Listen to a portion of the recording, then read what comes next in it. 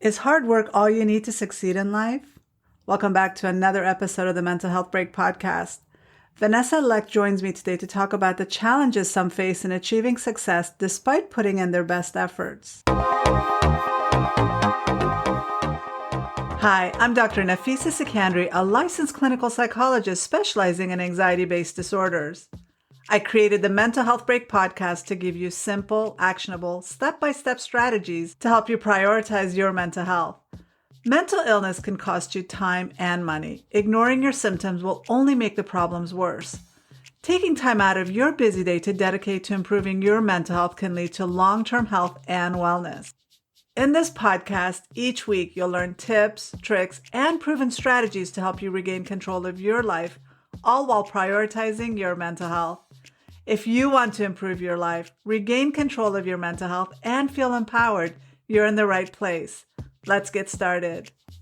Today's episode is brought to you by the Transforming Anxiety course, an online, self-paced anxiety course to help you manage and control your anxiety from the comfort, privacy, and convenience of your own home. Learn how to transform your anxiety in just 6 short weeks. Course registration is now open. To learn more, visit transforminganxiety.com/course. Today, I'm excited to speak to Vanessa Lech about the fallacy of hard work. Let me briefly introduce her before I bring her on. Vanessa Lech is the creator of Hello Vanessa Media and founder of the Carolina Addiction and Anger Management PLLC. Vanessa writes nonfiction books based upon life experience, work experience, knowledge, skills, abilities, talents, etc. She's earned various credentials in various fields. However, the primary focus has been in the behavioral healthcare field or the healthcare industry. Vanessa loves to share helpful information with everyone and their mother because she believes that this information will make the world a better place. Hi, Vanessa. Thank you so much for joining me today and talking about the fallacy of hard work. I'm so excited to talk to you about this. Thanks for having me. It's funny hearing you say that way, especially the way like America's always like, that's like the norm. Work hard, you become a millionaire, right? Be successful. Yes. So I briefly shared a little bit about your background, but can you tell me a little bit more about who you are and what got you started with the Hello Vanessa Media? That's a loaded question. I always have a hard time with those kinds of questions. It's like a job interview kind of question. So basically, a little bit about me. I've worked hard my whole life and I'm not a millionaire. So I guess we could start with that. I'm the walking, talking, breathing, living case study of the hard work fallacy/myth. Basically back in 2012, I started doing, I don't even know how, it just happened. I started doing like video editing and stuff. I actually taught myself how to do that because I was actually handling a healthcare marketing campaign in a position I was paid to do for a large organization. And that's how I got into that actually. And then I have always been passionate about multimedia since then, but it's been really spotty, my showing up online, if you will, because I was busy spending way too many years working way too hard to earn a bunch of boring credentials that nobody really cares about except for the people that have them, people that regulate them. And so that really kept me from being consistent, but I've hit some professional milestones more recently. Thank you, Jesus. And I have been able to spend more time focusing on other things that are of interest to me. And during the pandemic, I kind of formalized it a little bit more and called it Hello Vanessa Media. And that's just basically it's an umbrella. It's like everything I do, writing books, podcasts, videos, writing articles, just things I'm probably forgetting about is underneath that because I'm really creative and it needs to be more separate from, my clinical work, which is really a totally different thing. And this is more creative and lets me kind of branch out into things that are of interest to me that aren't necessarily, clinical. Right. And what caught my eye about you is I saw an interview or not an interview. I saw a live that you did on LinkedIn about the fallacy of hard work. And it was all about, so recently the popular life coach and entrepreneur, Rachel Hollis, received major backlash because she went on Instagram to talk about how she works harder than most people. And that's why she's so successful and can afford the help that she gets with house cleaning and whatever else. And the internet lost their minds, right? So, that's how I was introduced to you because I really like what you had to say about her claims that just hard work gets you the kind of lifestyle that Rachel Hollis has.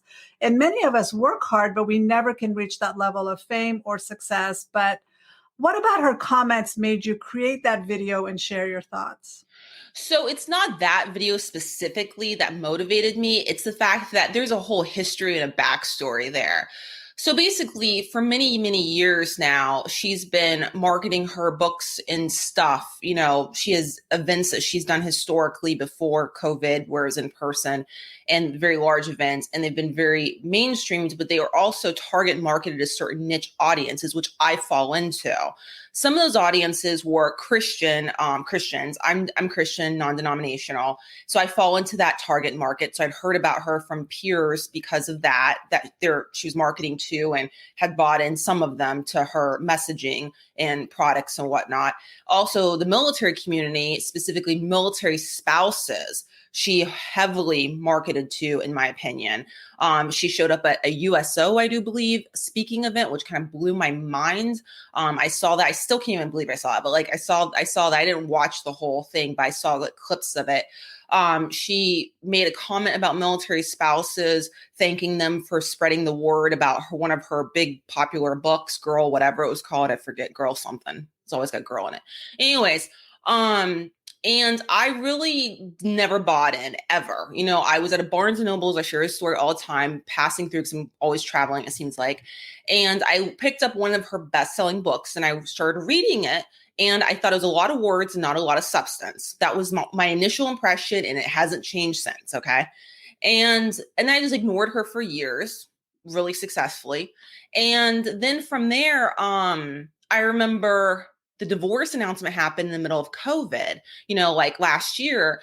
And I just remember thinking, it just really, like, that's when it really hit me and stuff, just kind of thinking back about her messaging and, you know, really started doing a deep dive on this person. So let's be honest, I had some extra time in my hands. It was COVID. Things were shut down, even in my remote location. And I read her Girl Stop Apologizing, Girl Wash Your Face, and even a big excerpt, a free one from her latest book. I forget the name of it. And, you know, I really did a lot of research on her. And that's what led to the video that you saw with her latest controversy. So it wasn't that specific video. One of the things I said in the video, and it's very true, is like, if you really have studied this person, which I don't think that most people really analyze this person, in my opinion, that video shouldn't have been a surprise. It wasn't a surprise to me at all. I think the only thing that surprises me about her specifically is that she does have so many resources to hire advisors, to really think carefully about what's being released, to really strategize about the messaging. But I just don't really see that being done. And that's what kind of surprised me a bit about that. But I feel like the attitude's been on full display the whole time. When I read the books, you know, when I really researched her background and stuff like that. And so, you know, and as far as her hard work myth/fallacy, you know, my choice to mention that proposed idea that she had in her video was directly due to my analysis of her and the fact of these different advantages that she had, like marrying a Disney executive, you know, and these different things that she's had and challenges that she hasn't had. And ironically, the military community that she markets directly to have challenges that this person cannot even like fathom. You know what I mean? Like, I mean, there are so many challenges. Like, for example, military spouses, and I've been in this situation myself, are likely to end up becoming full-time caretakers of their spouse due to injury. In some cases, like some of these burn pit victims I've been researching right now that are exposed to toxic fumes from burn pits from Iraq, Afghanistan, you know, they are in a situation where they're taking care of terminally ill spouses as a full-time caretaker. And that's a situation which would directly limit your ability to be, you know, career focused and really even have the potential for that level of success. And those are things that really weren't calculated into her talking points in that video or her messaging in general historically. Well, you know, I don't care that Rachel Hollis has a house cleaner or a chef or whatever type of help that she has. But what really bothered me is her claim of wanting to be unrelatable, and how many of the amazing women that she named, like Malala Yousafzai, are unrelatable as well. But I feel like Malala is very relatable because she was an ordinary little girl that did an amazing, extraordinary thing, which was to stand up to terrorists who try to take her life. So it makes me feel like I could also do something like that. You know, Malala was an ordinary lady and she did it, and she's amazing, and she's dedicated her life to contributing.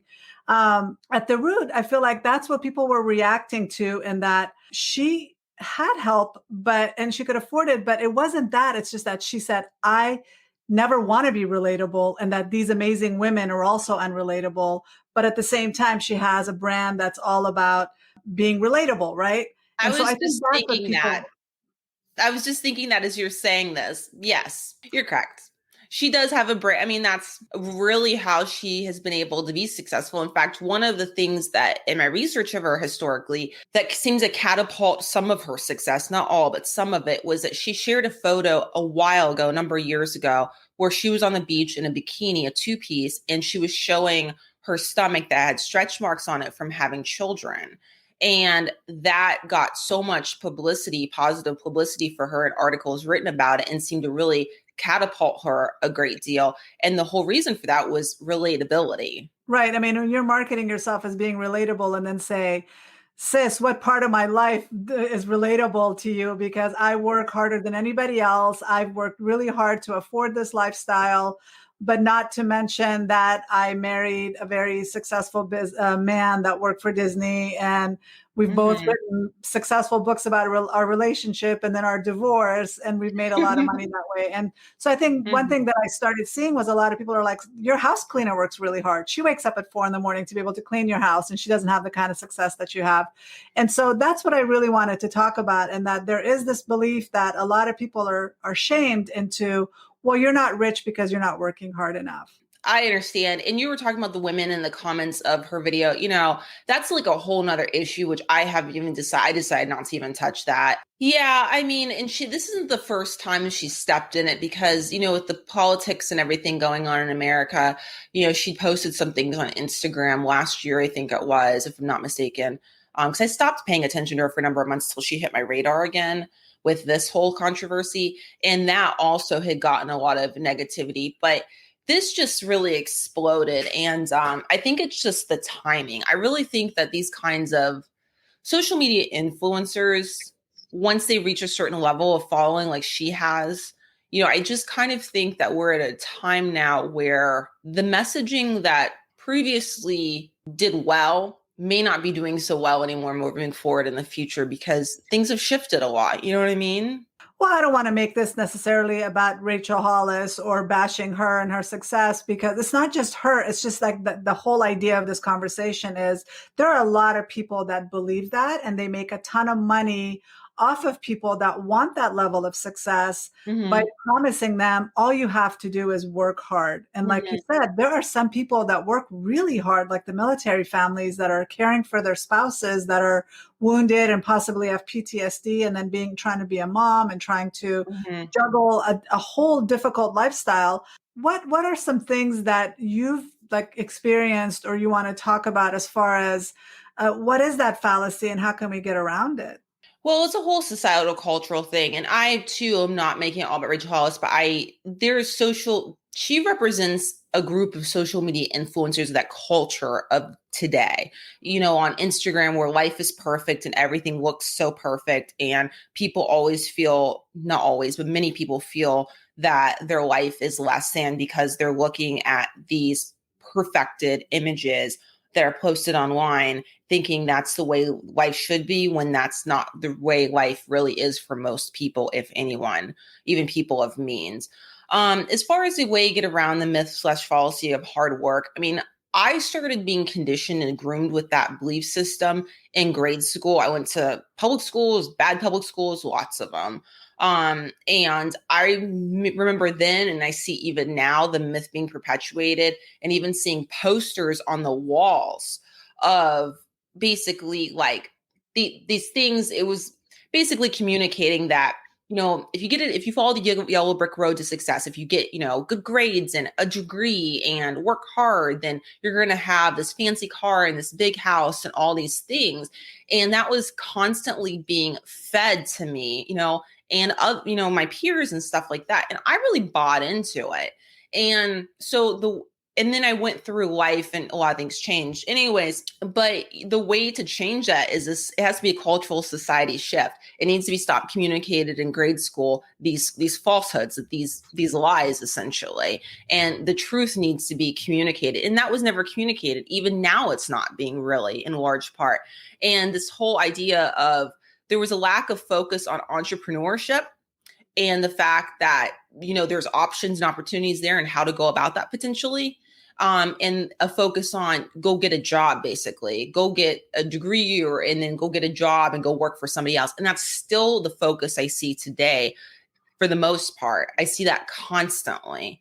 And that is a problem in and of itself. It's never this messaging of you can create a company and you can create jobs and you can create opportunities for other people and how great that could be. And so the messaging in our culture, our society, and our schools has to shift. And I don't see that happening because it's not going to be just like a one person, one thing situation at all. That everything has to shift. The way we teach kids has to shift, and I don't see that happening fast enough. Well, on the one hand, not everybody wants to be a millionaire, right? Not everybody wants to be, not everybody defines success as being financially well off and super rich. I mean, some people just want financial freedom from debt. They want maybe a house that's paid for or the ability to go on a vacation. But on the other hand, like you said, I do believe that success can come from hard work and consistency and persistence and sometimes following some of the rules, but there are a lot of obstacles in the way of some people than others. It's not a level playing field where we all start off at the start line and then we're all going to go if we run hard enough, right? Some of us, depending on if we're women, we have to run twice as fast. If we're a person of color, we have to maybe run 3 times as fast just to be able to get ahead of somebody that has that grew up in a privileged environment, that probably is the right race and culture and religion. And so there are obstacles in front of some of us. I love, there's this meme, there's men and women starting a race, and the men have a clear path in front of them, and the women have laundry, childcare, all these other things that they have to go through first before they can even start the race. That's what I really wanted to address in that. And what I heard from you talking about that in your video is that it's not just me working really hard. Like you said, you've been working really hard for years and you don't have that level of fame or success. But on the other hand, who says that that's what you want or that's the right lifestyle to aspire to? I was just about to say, I don't want that level of fame ever, though, honestly, because it comes with so much scrutiny and that freaks me out, that whole thing. But the money certainly would be nice. Absolutely. I'll take the cash. No doubt about it. Yeah. So, I mean, the reason I've even accomplished what I've accomplished in my life is due to consistency and persistence. There's definitely something to be said for that. And I have a lot of conservative views and things like that. So this is certainly not me, trying to encourage people to like not try or something like that.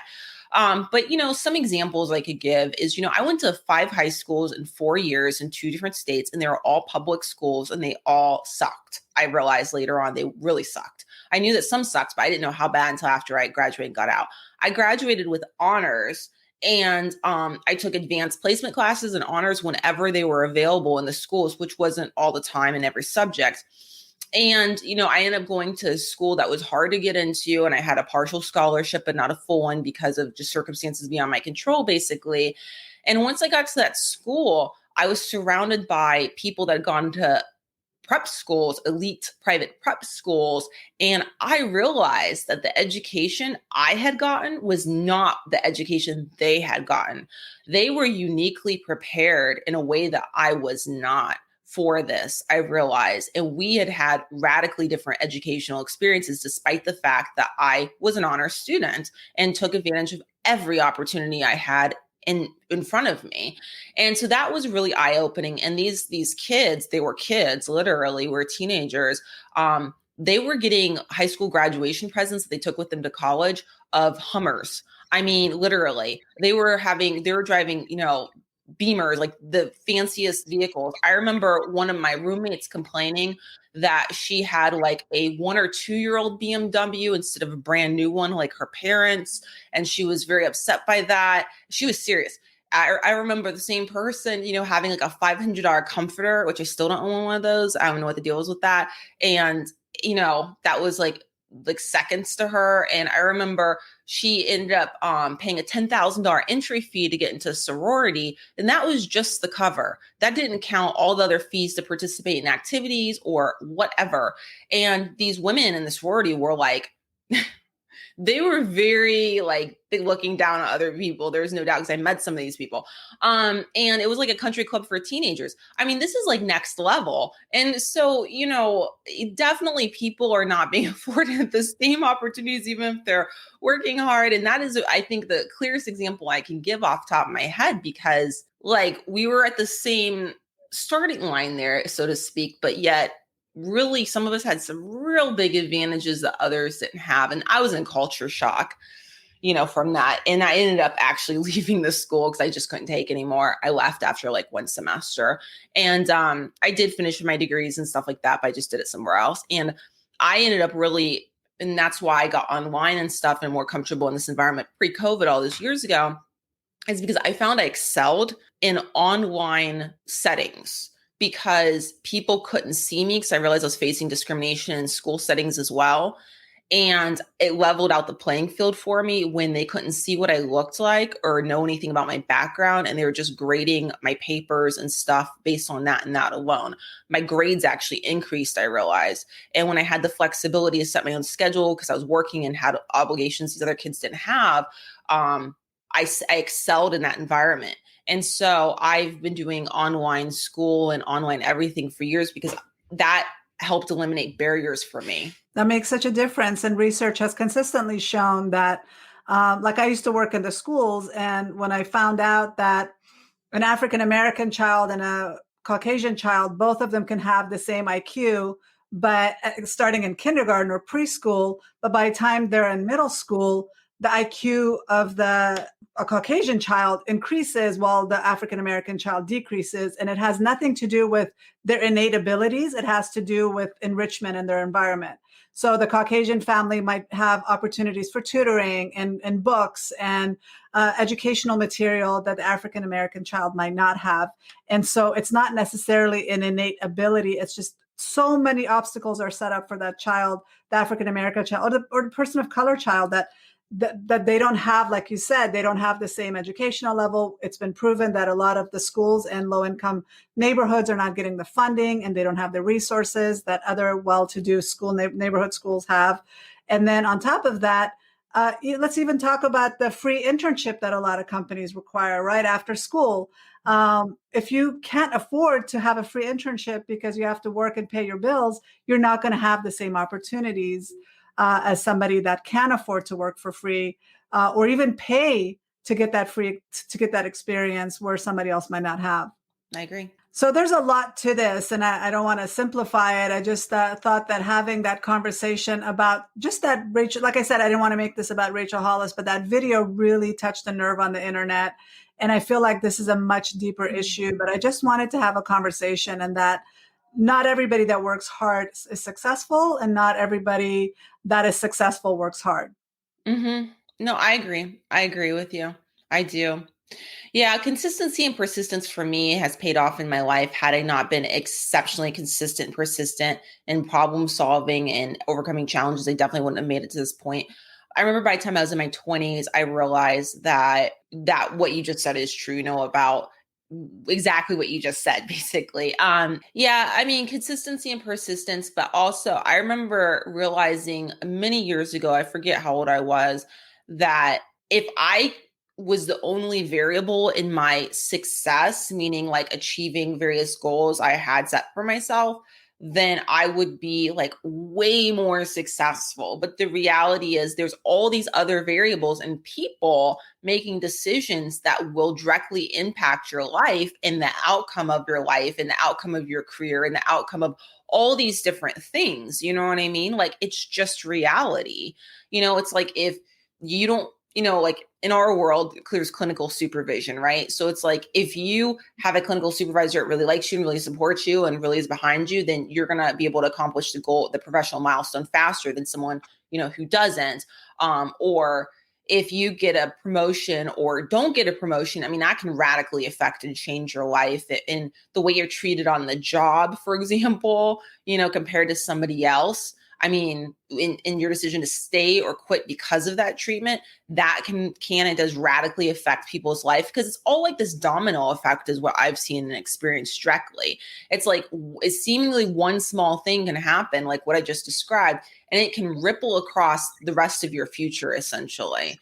Because it's like, okay, well, I had to quit that job, so I didn't get that experience and I didn't make that money. And so I didn't have that opportunity, and or that delay of that achieving that professional milestone kept me from having this opportunity, and then on and on and on, where other people were able to proceed ahead of you faster and have the opportunities which are fleeting. Exactly. And I was just even thinking about coming out of school with a ton of school loan debt. That can be debilitating as well. It determines what kind of job you accept. It determines where do you live. It determines a lot of decisions moving forward after you graduate from college, if you get a chance to even go to college. Yeah, and my path was far from perfect. I have like a lot of credentials now that look impressive or whatever to a lot of people, but the reality is like getting there was not a straight line. Like I went to I don't know how many schools before I finished up my bachelor's degree, and I was just like strategizing and like rolling credits into like other degree programs to try to figure out how to get it faster so I could move on to the next level. You know what I mean? Like it was not easy. And like, I don't have student loan debt, but it's not because I'm privileged. It's because of I did strategize that, and I made a lot of sacrifices for that. And what I'm talking about specifically is like, basically, like I was accepted into more than one elite school, and I ended up not going to the second one I was accepted into at all, because if I would have, it would have cost me $100,000 approximately, compared to the middle of nowhere state school that I went to, which is no name recognition of any kind. I got the exact same degree for 10% of the cost. I was using the GI Bill. A lot of people don't realize it doesn't cover much because they made cuts to it, and schools choose not to match like they could with the Yellow Ribbon program, especially like these elite schools, a lot of them. And so like I would have been burdened with all that cost, all these loans, many of them high interest. I'd be paying on that still right this second. And so I made a conscious sacrifice to basically go to the no-name school so I could save 90% and not have the debt. You know what I mean? Like that's one of the things I did. I went to schools that were not elite, and that's where I graduated from, so I could save money. And then also I was in the military, which is in and of itself its own sacrifice. And so, I was able to get a little bit of money for school there. But like I said, it doesn't cover everything. Military veterans cannot go to most elite schools without going into severe debt, because it's not going to pay for it. It just reminds me of that movie on Netflix, that's the college admission scandal, that so many people were getting in trouble for basically bribing college admissions officers to get their kids in. But what it came out of that is a lot of the schools are no better than, like you said, the middle of the road school with a no name. They have just as a good of a program, a curriculum, and you can get just as good of a job. But because of the prestige and the name association to those schools, a lot of people are paying thousands and thousands of dollars, if not millions, to make sure they graduate from there because of that name recognition. So I think you made the right decision. I would agree to some extent. I obviously don't have enough exposure to all the elite schools, no, for sure. But it's funny you mentioned that, because I did a video on that very topic that you mentioned more recently after the dust settled on it, after I watched because I watched several of the college admissions scandal shows, TV shows, and movies about it, the most recent one being on Netflix. And the school, which I'm not going to name, I've never named the name of what the school is, that I got into more recently that was in elite school, was on the college admissions scandal list. It was one of the prominent ones that was featured constantly, and like I didn't go because I couldn't afford it. And I just like in my video about that I was talking about, because I find it so comical. I mean, like I know it's a serious topic, but I find it comical, this part of it, because it's like, okay, it's like, wait, like let me get this straight. Like I went to these horrible public schools, don't have any advantages, got in, no one had to bribe me, but I couldn't afford to go, even though I got in honest. But you guys had all the advantages, like way better education foundation than me. and you still couldn't get in without having to pay somebody. Like, I mean, that just blows my mind, honestly. It's like, it just wasn't meant to be, okay? Like, I just find that really amusing. But yeah, the school that I got into, I think that it honestly probably could have provided me with a better education, if I'm being honest with you, foundationally speaking. I do think so, but I just really couldn't afford it. I mean, I just would have been so burdened with debt for probably the rest of my life had I taken the loans, and the high interest loans, and I just could not do it. And I actually know someone that graduated from the same program. And what's really ironic is that we ended up working at the same place in an identical position, literally for the same crappy pay. And and we had this ended up with the same credentials and stuff. So, there you have it. It all worked out, But I that's guess. basically the reality of a lot of people. They have to make that decision. Do I want to go to this name school and pay all that money to get that degree, or do I want to do something that's more financially sound for me and my family? And so they might choose the lesser known school and get just as good a degree, like you said. So knowing what you know now about everything with your experience and everything that's coming out, what advice would you give yourself about work and success? I would have stayed in the state that I grew up in and not left. That's for sure. And I wouldn't have left because I wasn't getting good academic advisement. I now realize all these years later because there's some opportunities I wasn't aware of. So I would have gone straight to just trade school and gotten an occupation very quickly through that. I could have done that in the health professions. And then I probably, knowing what I know now about the internet and stuff, would have just delayed altogether any kind of formalized post-secondary education until the internet caught up and it was more accessible to me. So I wouldn't have to deal with the barriers and the discrimination and the, condescension because I don't have loads of cash and stuff like that. And I would have basically gone, like, I have a real estate license now. It's inactive on purpose. I would have gotten that right away and stuff. I would have done the stuff that was easier to obtain and more accessible because I can see like what my potential is now and what I've been good at and stuff. And so I would have just done that way sooner. And I think that would have been a faster path to success instead of basically following this conventional advice that actually doesn't really work. That's what I would have done. And so I would have just stayed off the yellow brick road to success that was being sold to me and just gone a totally, side door approach to it. And I know I would have been really much better off had I done that, but I didn't. I went to college and I did all the, I got the degrees, I left my state, and it just took me in a very different direction. And, I'm in my 30s. And when people look at me from the outside looking in, they'd probably think, oh, she's really successful and stuff. But, people have no idea, the backstory on all this. And I'm glad you mentioned trade school because I do recommend that for some of my patients because college isn't for everybody. And there are a lot of other ways of getting the certificates or whatever is required to jump a certain hoop. And it doesn't have to be a college degree necessarily. You can go for 9 months, get a certificate, and then go become a healthcare worker. Or there are so many opportunities. Plumbers and electricians make so much money. Yes, plumbers, electricians, and in some areas, like one of the states I was just in, they are in such short supply. I mean, they're making six figures. They're making over $100,000 a year if they work full time and if they basically work for themselves and stuff like that. There's different variables, of course. But yeah, I mean, they're making more than people with college degrees in many cases. I've seen this firsthand.